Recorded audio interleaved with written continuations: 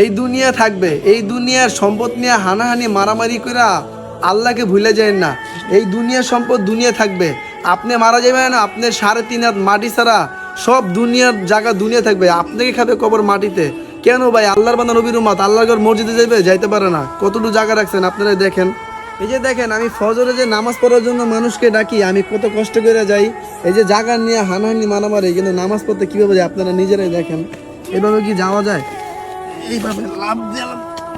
তো এইভাবে আমার প্রতিদিন যাওয়া আসা। আসলে আমি এই ভিডিও বানানোর উদ্দেশ্য হলো আল্লাহর রাস্তায় যারা জায়গা কিনেন বা বিক্রি করেন, অন্তত আল্লাহর বান্দা নবীর উম্মত জানি আল্লাহর ঘর মসজিদে যাইয়া ইবাদত করতে পারে, এরকম একটা রাস্তা থাকবে, এরকম একটা রাস্তা রাখবেন। আল্লাহর রাস্তায় আপনারা রাস্তা রাখবেন। দেখেন আমি কত কষ্ট করে মানুষকে কালেমা দিতে রাস্তা পাই না, ঘুরে যাওয়া লাগে, আর কত কষ্ট করে যাই। আপনারা সবাই না জায়গা ছাড়বেন, সবাই যে যে জায়গা বিক্রি করেন 2 হাত 1 জায়গা নিজে থেকে ছাড়বেন। হতে পারে এই জায়গাকে উসিলা করে আল্লাহ আপনাকে নাজাত দিতে পারে। দেখেন আমি কত কষ্ট করে মানুষকে নামাজের দাওয়াত দিয়ে বা নিজেও নামাজ পড়তে যাই, আপনারা নিজেরাই দেখেন।